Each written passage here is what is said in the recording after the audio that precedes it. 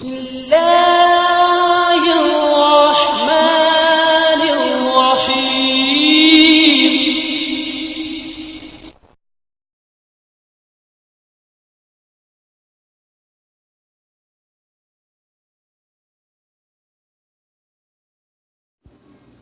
اعوذ باللہ من الشیطان الرجیم. بسم اللہ الرحمن الرحیم.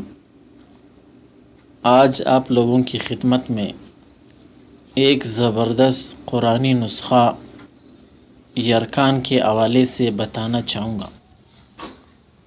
یرکان کی دو بڑی اقسام ہیں، چاہے کالا یرکان ہو چاہے پیلا یرکان ہو.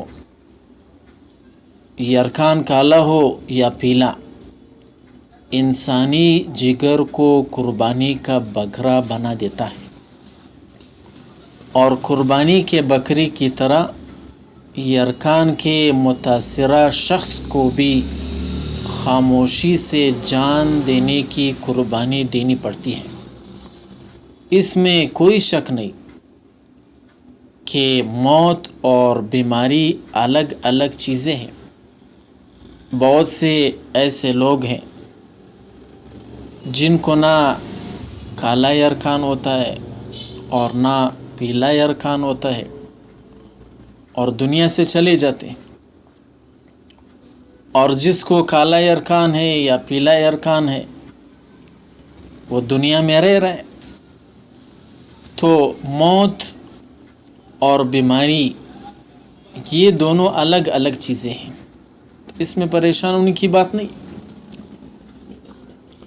جیسے اللہ رب العزت نے اس بیماری کو وجود دیا، اللہ رب العزت نے اس بیماری کو پیدا کیا، اسی طرح اللہ پاک نے اس بیماری کو ختم کرنے کے لیے ہمیں قرآن دیا.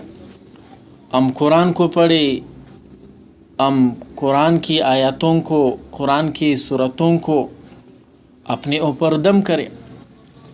تو اللہ رب العزت نے ہمیں ایک بہت بڑا کتاب جو قرآن پاک کہلاتا ہے وہ اللہ پاک نے ہمیں دی.